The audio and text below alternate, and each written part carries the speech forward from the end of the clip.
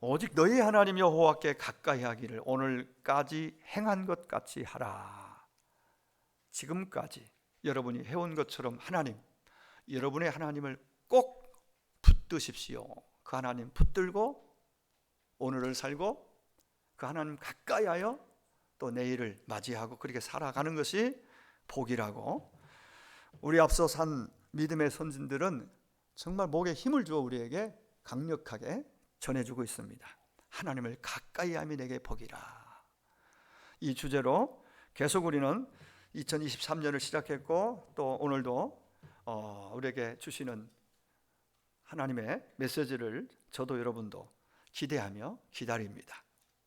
여러분, 예수 믿는다는 것은 하나님과의 관계가 맺어지는 것을 의미합니다. 단지 어느 단체에 어느 기관에 그냥 출입하는 그런 의미, 교회에 출입하는 그런 의미가 아니라 거기에 등록된 그런 의미 차원이 아니라 하나님과 관계 속에서 끊어졌던 떨어졌던 관계에서 끈이 맺어지고 이렇게 관계가 성립되어지는, 그래서 이 관계는 생명적 관계입니다. 이 관계가 우리의 영생을 결정짓습니다. 이것이 회복되는 것이 구원이고 이게 기독교의 핵심입니다. 그래서 기독교에서는, 성경은 우리에게 믿음을, 우리의 믿음 생활, 믿음을 어떻게 표현하느냐, 하나님과 나와의 관계로 표현하는 장면들이 성경에 많이 나옵니다. 예를 들면은 하나님은 우리의 아버지고 우리는 그의 아들, 관계죠. 하나님은 나의 목자, 나는 양, 목자와 양. 이 관계는 절대적 관계, 포도나무와 가지, 이건 떨어져서는 안 되는 관계로, 거듭나 예수 믿고 거듭나 하나님의 자녀가 되었다는 것은 포도나무에 가지가 붙어 있어야 하듯 붙은 하나의 그런 관계로 우리 안에서 그 실제적으로 일어나야 되고, 일어났고 우리는 그것을 예배를 통해서 확인하고 또 고백하면서 하루하루를 살게 되는 것이지요. 특별히 친밀한 친구, 주님은 우리를 친구라 불러주시면서 요한복음 15장에 보면 포도나무 비유를 마치면서 친구로 얘기해요. 이 친구라는 얘기는 무슨 내 안에 친밀한 진짜 좋은 친구는 내 안에 어떤 얘기를 해도 상대방은 나를 이해하고 받아주고 또 얘기가 통하는 친밀함이 있는 그런 친구 말입니다. 예수님이 우리를 친구로 삼아 주셨습니다. 참 좋은 친구 예수, 우리 찬양도 부르잖아요. 물론 우리는 그분을 왕으로 또 주인으로, 그리고 가장 친밀한 단어는 아버지, 정말 선하신 너무너무 좋으신 아버지로 우리는 믿고 의지하고 하루하루를 살게 되는 것이지요. 이 관계가 중요합니다.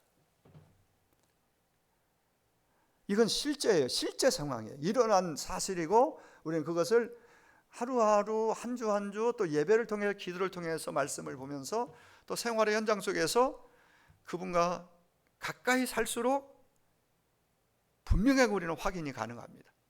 고백할 수 있어야 됩니다. 나의 주라고, 나의 하나님이라고, 나의 아버지라고, 나의 목자라고, 다윗처럼 그렇게 고백하고 나의 주님으로, 나의 왕으로 언제든지 고백하면서 그분과 정말 친밀하게 가까이 사는 것이 얼마나 귀하고 복된 일인지. 그래서 신앙생활은, 기독교의 신앙은, 다른 종교는 필요한 때 가서 빌고 복을 얻고 거기서 이제는 일단 마쳐집니다. 그리고 또 필요하면 가서 복을 빌고 수양 종교, 소원을 비는 소원을 성취하기 위한 그런 종교, 그건 우리 기독교하고는 전혀 다른 거예요. 우리는 그냥 이 하나님과의 어떤 맺어진 관계 속에 있다는 걸 우리는 잊지 말아야 되겠습니다. 그러면 하나님과 관계를, 예수 믿으면 다 관계에 맺어 자녀고 아버지입니다. 그러면 그렇다고 해서 모두 친밀하냐? 그건 아닙니다. 함께 살을 맞대고 사는 수십 년 산 부부라 할지라도 사랑의 차이가 있습니다. 친밀한 부부가 있고 그렇지 않은 경우가 있을 수 있잖아요. 그래서 가까이 하기는 너무 먼 당신이란 말이 있잖아요. 그 친구들 두고도 얘기하고 부부간에도 같이 늘 있는데 친밀하지 않아요. 그럼 친밀하지 않은데 부부관계에서 행복이 느껴질까요? 행복은 멀리 자꾸 달아나는 것 같잖아요. 부부는, 가족관계는 친밀함이 있을 때 가진 것이 좀 적어도, 때로는 몸이 좀 불편해도 친밀함 속에 있으면은, 그 공동체 안에 있으면은 왠지 행복해요. 그게 우리 행복이라는 노래 속에 있는 가사 하나하나가 정말 마음에 와닿아요. 제가 한 40분, 어떤 날 1시간씩 계속 반복해 듣는 있잖아요. 감사라는 찬양. 제가 어저녁도 그렇고 계속 말씀 준비하면서 때로는 1시간, 2시간씩 찬양을 듣고, 오늘 아침에도 한 40분 정도 찬양을 듣고 말씀을 이렇게 일부에 마치고도 듣다가 왔어요. 근데 똑같은 가사하고 똑같은 곡조인데 그렇게 막 따라하기도 하지만 듣고만 있어도 그게 마음이 감동이 되잖아요. 찬양은 그 가사 내용이 절절히 오늘 우리가 원하는, 바라는 행복이 어디에 있느냐, 하나님의 자녀로 사는 것, 살아가는 것, 하나님의 가까이에 사는 것, 행복이라는 내용이 그대로 담겨있는 찬양이 행복이에요. 그건 우리는 뭐 화려하고 넘치고 높아지고 이런 것들이 행복의 기준이 되어 있잖아요. 많은 사람들의 막 인기 올라가고 칭찬을 받고 막 박수를 받을 때 물론 거기서도 행복을 느끼지만은 그것은 잠시 있다 사라지는 행복들이에요. 진짜 행복이 뭐냐? 그 가사를 쓴 손경민이라는 그 목사님이죠. 찬양 사역자. 그분 간증을 들어보면 참 정말 그 내용이 더 깊이 와닿아요. 간증을 듣고 찬양을 가사를 보면. 많은 친구들이 있습니다만 마음 터놓고 이야기할 수 있는 진실한 친밀한 친구는 그렇게 많지 않은 법이죠. 하나님과의 관계도 마찬가지입니다. 여러분, 동일한 언약의 백성입니다. 모세도 그 백성들도. 근데 백성들은 산 아래 진영에서 하나님을 경배하였다고 말합니다. 모세는 산 위에 올라가 하나님 임재 가운데 하나님을 경배했습니다. 다윗과 사울을 보십시오. 다윗과 그 백성들을 보세요. 다윗이 왜 시편에 그 많은 멋지고 정말 보화 같은, 진주 같은 시편을 많이 고백할 수 있었느냐? 하나님과 가까이 하여. 수도 없는 고난과 역경과 아픔들이 있었지만은 그 가운데서 불구하고 하나님을 가까이에서 그분 면전에서 소위 다바크, 좀 더 제가 그 단어들을 좀 설명을 드릴 겁니다. 좀 이따. 이러한 하나님과 다바크 되어 있을 때, 붙어 있을 때, 완전 하나 되고 연합되어 있을 때 그 시편 23편이 나온 거예요. 부족함이 없다. 진짜 다 있어서 부족함이 없는 것이 아니라, 왕이라서 부족함이 없다는 것이 아니라, 남보다 양떼가 많아서 부족함이 없다, 행복하다가 아니라, 그 하나 목자이신 그분으로, 1절에 23편 1절에 목자이신 그분으로 인해서, 그분 때문에 자기는 행복하다고 하는 것이지 다른 이유는 하나도 없습니다. 그럼 다른 것들은 알아서 하나님께서 여전히 고난이 있고 힘듦이 있을지라도 그런 것들 때문에 내 행복이 달아나지 않고 깨지지 않도록 하나님이 알아서 해주신다는 거예요. 이게 다윗의 고백입니다. 시편에서. 모세는 하나님과 가장 가까운 친밀한 사귐을 가졌듯, 아브라함을 이끌어서 내 친구라 모세를 특별한 사람이라서 우리가 그들의 발자취를 통해서, 그들의 고백을 통해서, 사건을 통해서 많은 설교를 듣지만은 너무나 먼 당신으로 느껴질 수 있습니다. 아브라함은 그러나 원래 대단한 분이 아니에요. 수많은 실수와 얼마나 연약한 존재였는지 자기 아내를 누이라고 속이면서 자기 목숨 달아날까 봐서 벌벌 떨면서 그런 두려움 속에서 그런 일들도 있고요. 수많은 많은 실패와 한없이 연약한 그 모습을 우리는 보고, 물론 나중에는 점점점 믿음이 좋아져서 정말 창세기 22장쯤 가면은 12장에서 부름받고 가는 과정 속에 많은 일들이 있었고, 그럼에도 불구하고 하나님 약속을 붙잡고 말씀을 따라가고 단을 쌓는 예배 중심의 삶을 살 때는 그가 전혀 두려움이 없었는데, 그 부분이 좀 약해지면은 두려움이 오고 사건이 무섭게 느껴지면서 그런 모습들도 봐요. 우리가 크게 다르지 않습니다. 하나님이 그를 특별히 은혜를 주셔서 믿음의 대표자로 조상으로 세웠을 뿐이지요. 쓰신 것이 하나님 그래서 불러서. 요셉은 어떻습니까? 성경에 소개되는 구약의 인물들도 예수님의 제자들 면면을 보십시오. 강하고 똑똑하고 믿음도 대단한 분들을 없어요.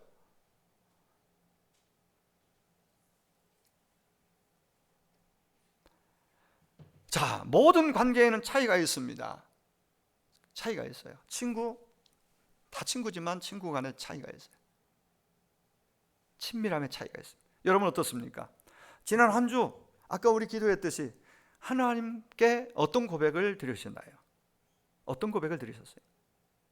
지난 한 주 동안 하나님과 가까이 친하게 지내셨습니까? 하나님과 친하게 지내야 됩니다. 이 말은 가까이 지내는 것이 복이란 얘기죠. 친하게. 하루하루 우리 하나님과 친밀하게 가까이 하여 사시는 저와 여러분 되기를 간절히 축복합니다. 정말 그게 복이에요. 이게 복이구나 하는 것을 한 주 또 한 주 살면서 우리가 그걸 느끼는 순간 우리는 누가 무슨 소리를 해도 무슨 유혹이 와도 단호하게 거절하고 하나님 편에서 하나님 가까이 살 수가 있어요. 그걸 경험해야 돼요.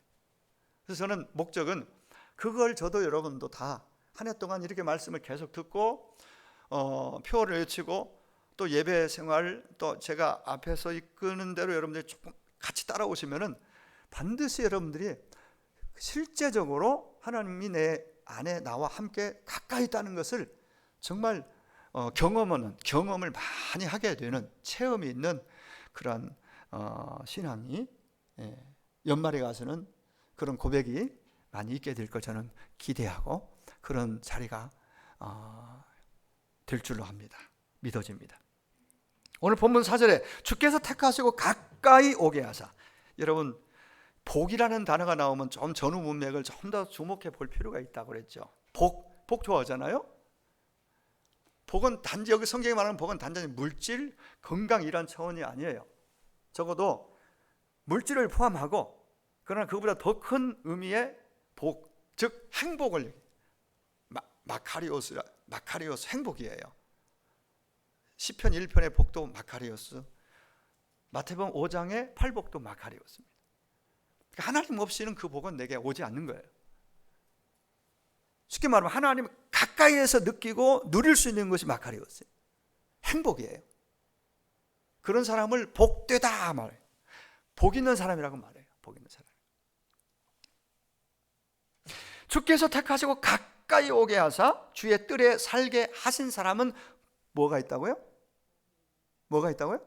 복이. 어떤 사람이 복이 있다. 거꾸로 어떤 사람이 복이 있다고요?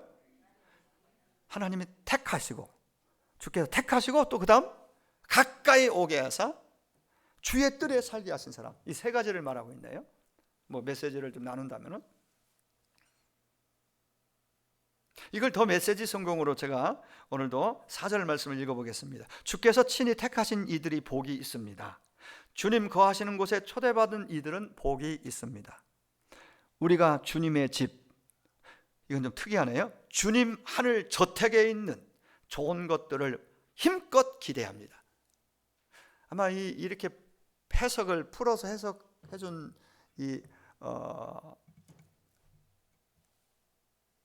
더 메시지 성경을 이렇게 번역한 분은 이걸 우리가 이해하기 쉽게 우리가 이 땅에서 본 저택, 정말 부족한 것이 없는 저택, 큰 집에 모든 것이 갖춰져 있는 참 행복해 보이잖아요.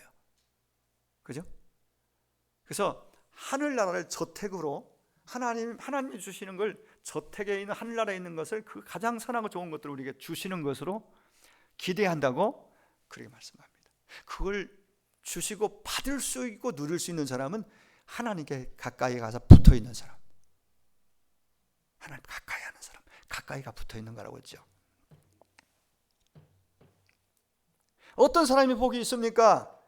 주님의 택함 받은 사람이 복이 있습니다. 할렐루야. 에베소 1장 3절과 4절에 보니까 이렇게 나옵니다. 찬송하리로다. 하나님 곧 우리 주 예수 그리스도의 아버지께서 그리스도 안에서 하늘에 속한 모든 신령한 복을 우리에게 주시되, 그 복을 누구에게 주시는가 보세요. 그 다음에 보면은 곧 창세전에 그리스도 안에서 우리를 택하사, 우리가 다 이해할 수 없지만 창세전에 오늘 예수 믿고 주를 찬송하고 하나님 가까이 살기를 희망하고 하나님을 믿고 의지하고 나온 여러분들을 창세전에 택한 자로 말씀합니다. 창세전. 우리가 참 와닿지 않아요. 이런 부분은 창세전에 택했다는, 어머니 모태에 조성되기 전에, 내가 세상 태어나기 전에 하나님이 나를 선택했대요. 더 나아가서 창세전에, 만물을 지으시기 전에, 모든 것들 존재하기 이전에, 창세전에 저와 여러분을 선택했대요. 그 참 굉장히, 그게 사실인데 우리가 이게 딱 마음에 들어오는 건 쉽지 않은 것 같아요. 너무나 큰 말씀이기 때문에. 그게 사실이에요. 그럼 사실이면은 내가 싹 안 들어와도 사실이니까 여러분 믿을 수 있기를 바랍니다. 믿으시기 바랍니다. 언제 택했다고요, 우리를? 네, 창세전에. 성경 있는 대로 믿어버립시다. 이게 복이라는 거예요. 택함 받은 것이. 우리가 예수 믿게 된 것은 내 의지로 노력으로 믿은 것이 아닙니다.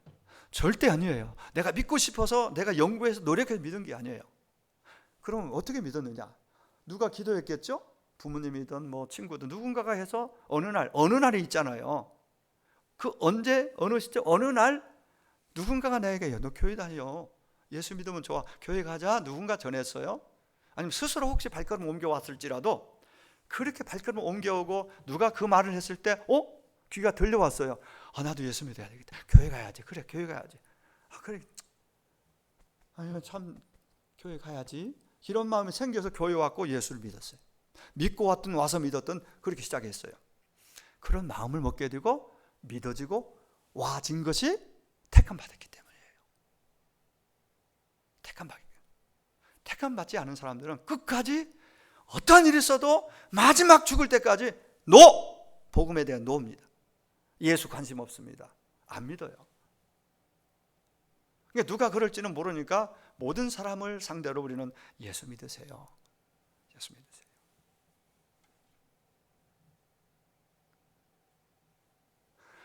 어느 분이 지난주 일간지에 국민일보일 것 같아요. 그런 기자가 썼는데요. 기독교가 세상에 본이 되고 정말 세상 사람들로부터 존중받는 기독교가 되고 그랬으면 하나님이 얼마나 좋았을까. 그렇다고 우리가 그렇지 못한 부분 때문에 위축되어서 입을 열어 복음을 말할 수도 없고 그냥 부끄러워서 말하면 오히려 차라리 그렇게 딱 내 안에 있는 복음을 그냥 딱 내 안에 두고 아무 말도 하지 않는 것은 이건 너무나 무책임한 거지.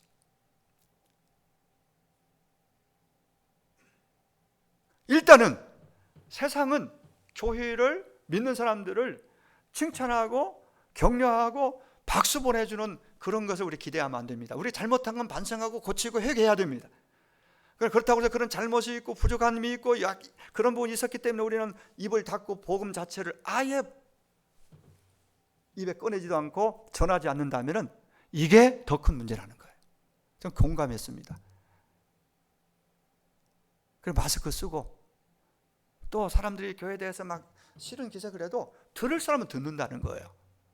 그럼 여러분들이 들을 사람도 있기 때문에, 택한 사람이 있기 때문에 끝까지 교회를 욕하고 하나님을 거역하고 욕하는 사람들, 끝까지 그렇게 가는 사람들은 아까 그 말씀의 기준에서 보면은 택함받지 않은 사람일 수 있습니다. 그러나 바울처럼 그렇게 핍박하고 막 기독교를 없애버리려고 그렇게 도전하는 사람도 어느 날 그렇게 회개하고 돌아올 수도 있다는 걸 볼 때에 그 모든 삶 속에서 내 정당한 합리적인 이유를 가지고 입을 닫지 말고 할 수 있는 착하게 살고 최선을 다해서 우리가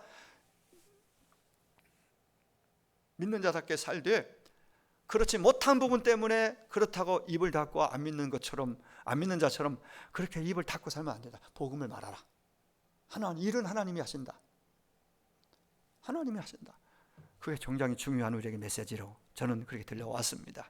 그럼 여러분들 부끄러워하지 마시고 주저하지 마시고, 여러분 자녀 가족들에게도 그렇고 이웃들에게도 그렇고 할 수 있는 대로 여러분들이 예수 믿는 것을 부끄러워하지 마. 예수를 믿어야 구원이 있다는 사실은 사실이니까 그렇게 말할 수 있게 되기를 축원합니다.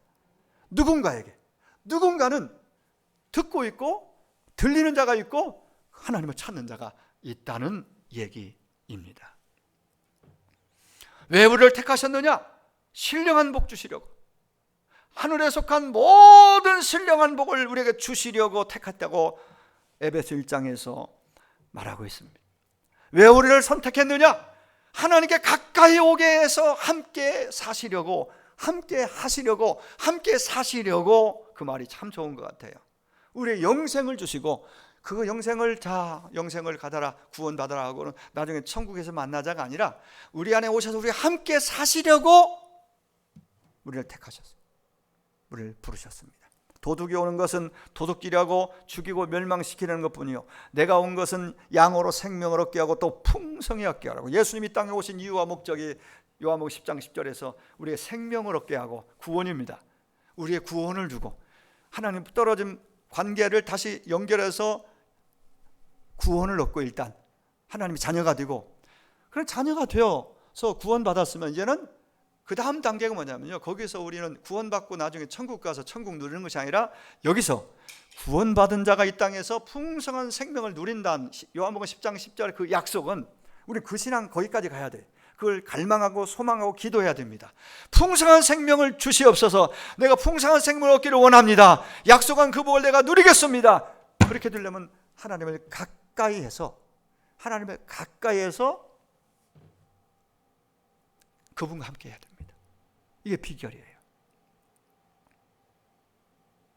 구원 얻은 것으로 그냥 끝나면 안 되고, 구원받은 자가 풍성한 생명까지 이 땅에 누리는 것이 약속인데, 자, 그러면 풍성한 생명을 누린다는 건 어떤 의미인지 여러분 쉽게 얘기하겠습니다. 여러분, 유혹이 있습니다. 그럼 유혹에 예수 믿어 자꾸 끌려고 빠집니다.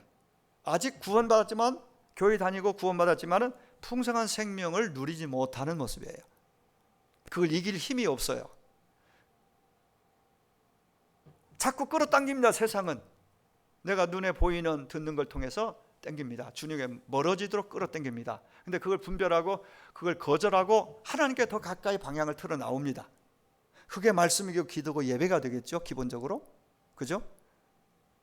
이런 기본적인 그 제일 붙잡고 주님에게 자꾸 주님 부르면 가까이 다가가면은 내게서 그분으로 말미암아 주시는 풍성한 생명이 내 안에 있기 때문에 내게 능력이 나타납니다. 어떻게? 죄를 이기는 능력, 기도가 응답되는 능력, 그 복, 성품의 열매 9가지, 사랑이랑 화평, 인내, 자비, 양형, 충성, 온유, 절제 9가지 열매가 인격으로 나옵니다.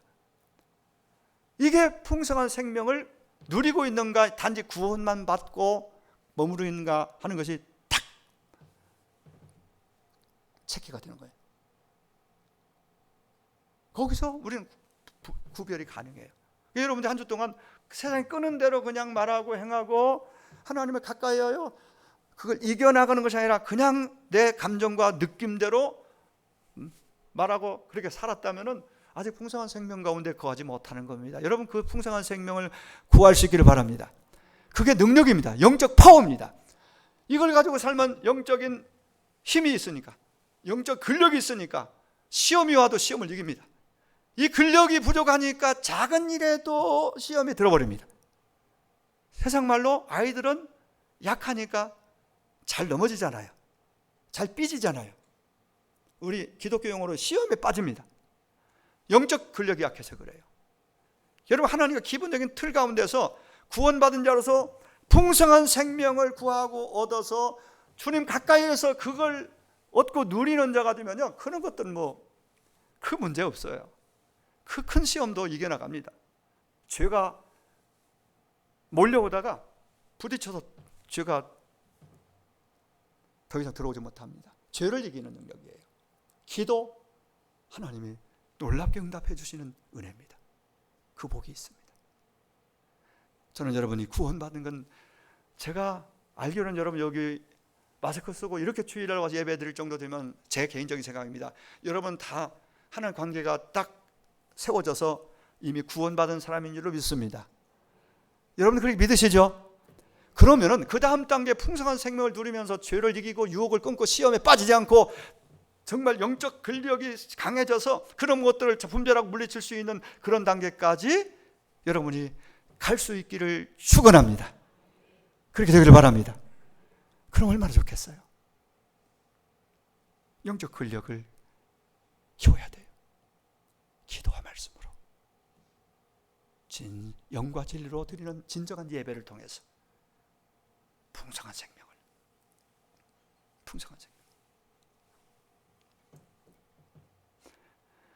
생명을 통해, 거듭남을 통해 하나님과 연결되고 연합될 때 열매가 나오기 시작하는 것입니다. 하나님은 생명의 원천이시고 생명의 본질이십니다. 그러므로 하나님과 연합될 때, 연합이라는 단어가 지난주에 얘기했듯이 제가 오늘 이 얘기를 좀 더 하겠습니다. 다바크라는 말인데 이 단어가 히브리 구약성경에 여러 차례 나옵니다. 여러 상황에서 다바크가 나오더라고요. 몇 가지 제가 인용할 겁니다. 자, 이 다바크라는 히브리어는 굉장히 신앙생활에서 굉장히 중요하다는 걸 느꼈어요. 하나님께 우리는 연합, 다바크 되어 있을 때 친밀한 관계예요. 이것은 가까이 있는 상태에 가까이가 친밀함이고 친밀함이 다바크예요. 이 다바크는 이게 딱 붙어있는, 떨어지지 않고 딱 붙어있는 상태를 말하는 단어예요. 시편 63편 8절에 나의 영혼이 주를 가까이 따르니 주의 오른손이 나를 붙드심, 이게 붙드시다는 것이 다바크예요. 하나님이 나를 붙드시는 것도 다바크고 내가 하나님을 붙들고 가까이 사는 것도 다바크예요. 얼마나 중요해. 하나님은 나를 붙드셨어요. 너 내 뜻대로 살아야 복이 있어. 나와 함께 살자. 나와 함께 하는 게 복이야. 너의 평강이 있을 거야. 네가 복음을 누리게 되고 하나님의 나라를 이 땅에서도 누릴 거야. 너 나와 함께 살자 하고 나를 붙잡고 가시는데 나는 자꾸 하나님 좀 제발 놔주세요. 지금 눈에 보이는 것이 너무 막 확확 들어와요. 느낌이 있어요. 저게 더 좋아 보여요. 하나님 잠깐만요. 나중에 하고 하나님 자꾸 밀쳐내고 내가 눈에 보이고 들리는 그쪽으로 향해서 주님에게 자꾸 한 걸음 두 걸음 자꾸 그쪽으로 향하여 갑니다. 멀어집니다. 그것을 시편 73편에서는 망하리니, 계속 그렇게 가면 망하리니, 해벨, 헛된 인생, 빈통 인생, 빈 껍데기만 남는 인생, 하나님께 멀어지면 망하리니 해벨이 된다. 반대로 하나님께 가까이 해서 하나님 딱 붙잡고 딱 붙어서 다바크 된 상태로 살면은 한마디로 토부입니다. 오늘 4절 마지막 절에 나오는 만족입니다. 이게 하나님 우리에게 주시기를 복입니다. 이게 풍성한 생명이라고 설명드릴 수 있습니다. 현대 이스라엘에서는 접착제를 뭐라고 부르냐면 데베크라고 한답니다. 데베크. 근데 데베크가 어디서 왔는가? 이 단어가 데베크 비슷한 말 조금 전에 했죠? 다바크라는 히브리어 다바크, 구약 성경에 많이 나오는 다바크에서 파생된 말이 데베크예요. 그러면 자 봅시다. 접착제예요. 그게 우리말로 접착제가 데베크예요. 그러면 접착제는 뭐예요? 딱 붙이는 거잖아요. 다바크 딱 붙이는 거, 하나님께 딱 붙어서 떨어지지 않는 거예요. 이게 하나님 가까이 하는 삶이에요. 이게 우리가 시편 73편 28절에 그게 복이라고 말했어요.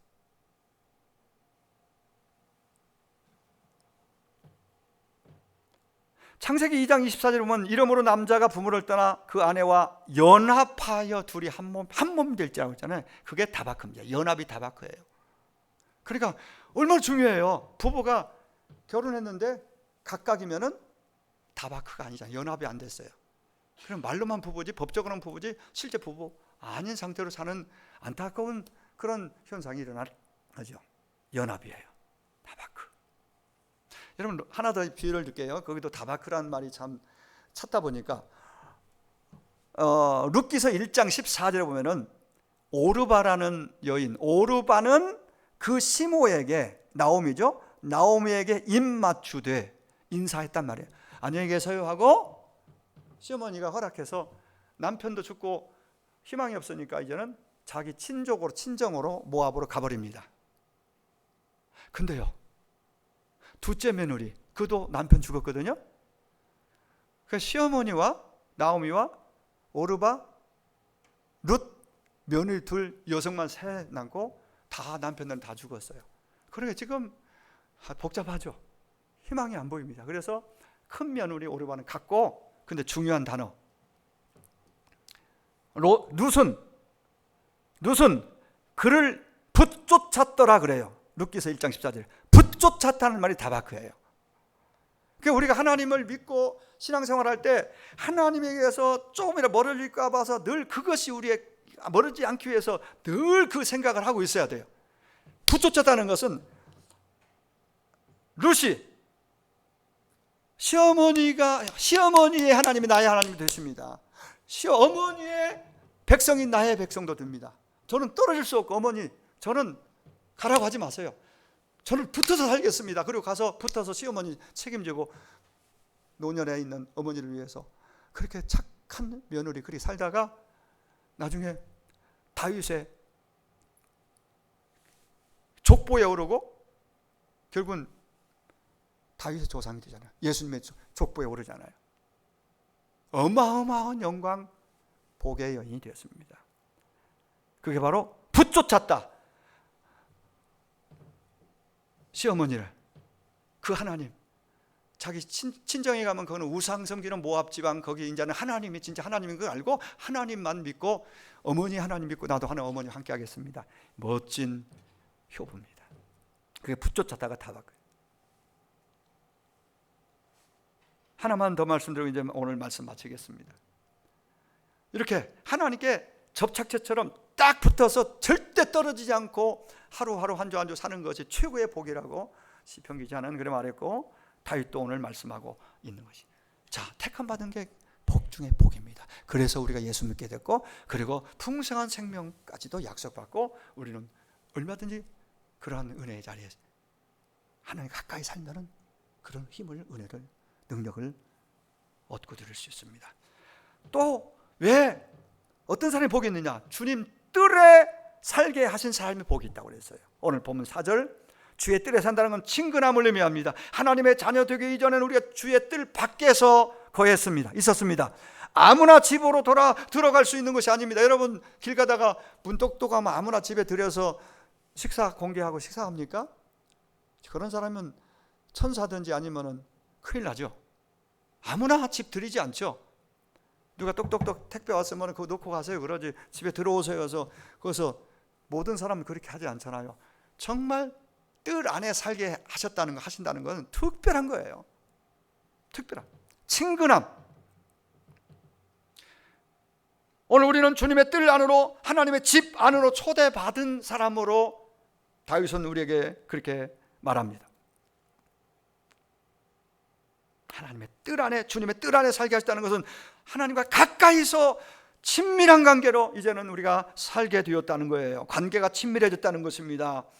이들은 왕이신 주님과 주님 안에 있는 모든 것을 함께 나눌 수 있는, 식탁을 함께 할 수 있는 특권을 누리는 자가 되었다는 얘기예요.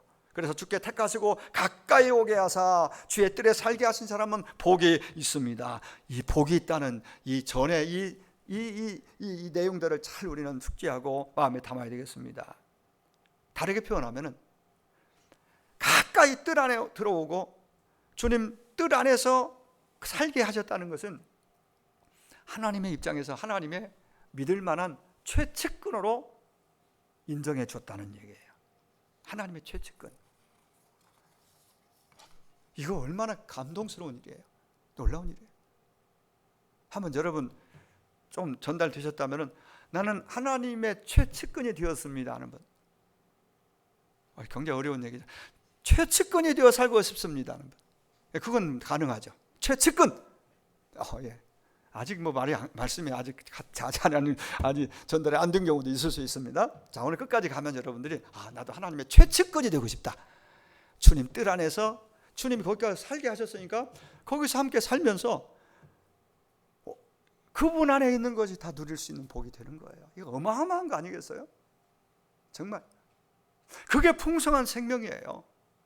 그분 안에 뜰 안에서 그분 택함 받고, 그래서 택함 받은 자를 뜰 안에 와서 여기서 살아라, 나와 함께 살자. 그래서 너는 내 거 다 너 누릴 수 있어. 그래서 그걸 알고 그걸 소유한 사람이 세상에 기웃기웃하겠느냐. 그래서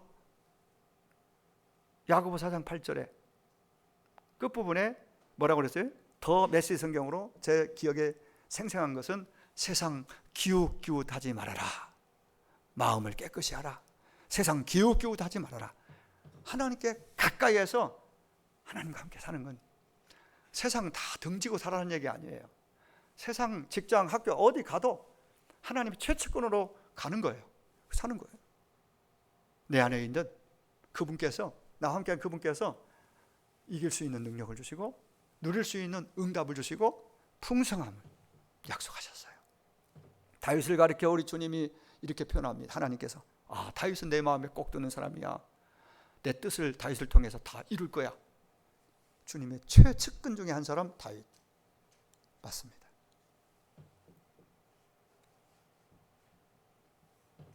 우리를 택하시고 가까이 오게 하사 주의 뜰에 살게 하신 사람은 복이 있습니다.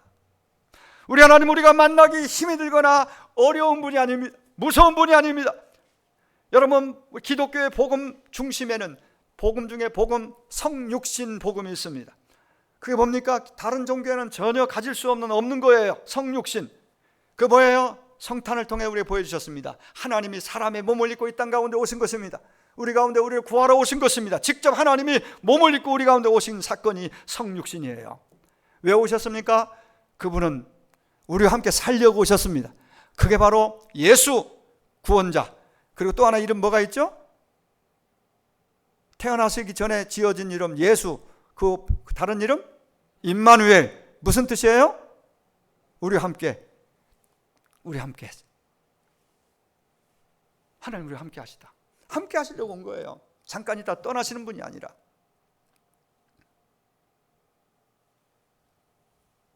코로나가 만 3년 지내면서 마스크 쓰고 지내면서 참 하나님은 안 떠나시는데 본인이 자꾸 어떤 염려와 두려움 때문에 하나님에게서 멀어지고 완전히 떠난 건 아니라고 봐요. 이런 상태에 있는 분들이 얼마나 많이 있겠어요. 적어도 30%, 40%라고 이 통계에 나오잖아요. 또 어린아이들은 더 많은 퍼센트. 아예 그냥 이런 걸 볼 때 가슴이 아프죠. 하나님 아버지의 마음이 어떨까 이런 생각도 하게 됩니다. 그럴수록 가까이 가면 좋겠는데. 임마누엘. 본래 우리 죄인들은 하나님께 나아갈 수도 없고 하나님 만날 수도 없습니다. 그래서 하나님이 직접 찾아오신 거예요. 우리가 만날 수 없으니까 하나님이 오셔서 우리를 만나주시고 만나고 떠나신 거예요. 우리와 함께 임마누엘 하시겠다고 오신 것입니다. 자, 결론입니다. 오늘 라우디가 교회 주신 말씀 요한계시록 3장 20절에 이런 말씀을 여러분 기억하시죠? 볼지어다 내가 문 밖에 서서 두드리노니 누구 내 음성을 듣고 문을 열면 내가 그에로 들어가서 그와 더불어 먹고 그는 나로 더불어 먹으리라. 먹는다는 것은 식사예요. 식사. 실제 식사, 교제. 그러면 이게 무슨 말이에요? 예수님 우리 안에 들어와서 같이 먹고 마시자. 이건 굉장히 한 단어. 친근함. 아주 친한. 아무나 하고 여러분 식사합니까? 길 가는 사람, 식사 한번 하죠. 식사 한번 갑시다. 전혀 모르는데 그런 사람은 식사하고 식탁에 앉습니까? 네? 그런 경우 없죠. 보통 식사할 때는 친밀함. 물론 뭐 사업하는 분들은 목적을 가지고 처음 만난 분도 식사하고 그러면서 풀어가기도 하지만은 보통 식사를 먹고 마시고 나누는 것은 친밀한 관계, 친한 관계, 그런 경우에 식사해야 소화도 잘 되고 편하죠. 편한 관계, 친한 관계. 네, 우리 주님은 우리 안에 오셔서, 우리 삶 가운데 오셔서 우리와 함께 식사, 교제하고 같이 살기를 원하셔서 그렇게 문을 두드리고 계세요. 여러분, 내 음성을 듣고 문을 열어다오. 열면 내가 들어가서. 이거 이미 예수 믿던 사람들이 라오디가 교회에 주시는 말씀이니까. 근데 지금 뭐 어느 시점에서 주님을 내보내고 문 닫고 있어요. 문이 닫혔어요. 그래 다시 노크하잖아요. 열어, 문 열어. 네가 나를 이렇게 하고는 네가 행복할 수 없어. 만족할 수 없어. 문 열어다오. 어쩌면 오늘 우리 가운데서도 우리의 마음을 강하게 노크하시면서 열어다오. 내가 너의 주가 되고 왕이 되어줄게. 내가 너의 아버지가 되어줄게. 내가 너에게 영생을 주고 풍성한 생명을 줄게. 열어다오. 그게 너에게 행복이야 라고 말씀하시는 걸 느낍니다. 여러분, 하나님과 친해지면 친해질수록 우리 안에는 기쁨이, 만족이 깃듭니다. 하나님과 친밀한 관계는 기독교 신앙의 핵심입니다. 그러니까 오래 연조, 신앙의 연조나 모태신앙, 그리고 수십 년, 수백 년은 없겠죠. 아니면 성경을 막 500독, 100독, 이것이 친밀함을 결정짓는 건 아니에요. 당연히 성경을 열심히 읽는 것은 하나가 친해지고 친밀해지는 동행의 중요한 요소예요. 그러나 단지 몇 번 그것에 끝나면 안 됩니다. 신앙의 핵심입니다. 하나님은 지금 이곳에 오늘도 함께 계십니다. 믿으시죠? 오늘 여기 함께 계십니다. 하나님은 어디든지 계십니다. 우리는 하루하루 이번 한 주도 하루 24시간 그 주님이 약속대로 우리 함께 하신다는, 늘 곁에 있다는 것을 인식하고 잊지 마시고 그분을 더 가까이 하는 마음, 그런 삶으로 한 주를 살게 되기를 주의 이름으로 축원합니다. 일상의 모든 삶 가운데서 하나님과 더 친밀한 동행이 이루어지는 이번 한 주 되시기를 주의 이름으로 축원합니다. 기도하겠습니다.